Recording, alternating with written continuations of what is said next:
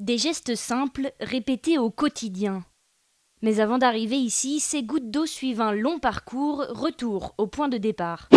90% de l'eau vendéenne provient de ces barrages et donc des rivières vendéennes.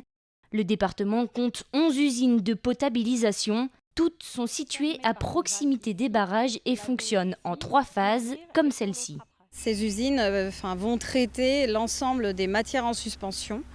Ensuite vont traiter un certain nombre de molécules qui aujourd'hui effectivement sont liées à des activités locales telles que pesticides, et ensuite on va plutôt essayer de travailler sur un affinage de turbidité, de la couleur de l'eau. Avec ces traitements, l'eau potable doit correspondre aux normes sanitaires françaises contrôlées par l'ARS. Nous avons quelquefois plus de 500 paramètres à analyser dans une goutte d'eau. C'est l'aliment le plus surveillé de France. L'idée, c'est d'analyser ces eaux brutes, d'en faire l'inventaire de l'ensemble des polluants et de nouveaux polluants, notamment les produits médicamenteux, notamment les polluants qui sont issus, ce que j'appelle les lessiviels, les produits de détergence, et puis également les polluants qui sont d'origine agricole, et de faire en sorte que nos usines évoluent avec de nouveaux process pour éliminer ces nouveaux polluants et faire en sorte que la qualité de l'eau soit au rendez-vous derrière. Cette évolution se concrétise actuellement ici, à l'est du département.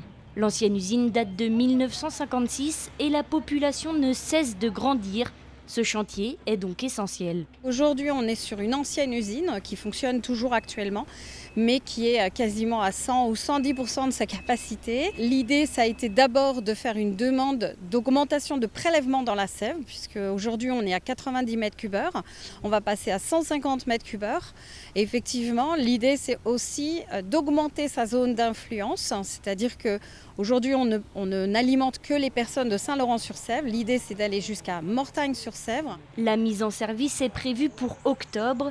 Cette usine sera ensuite reliée comme les autres au réseau Vendée-Eau, un moyen de garantir l'approvisionnement à la fois en qualité et en quantité.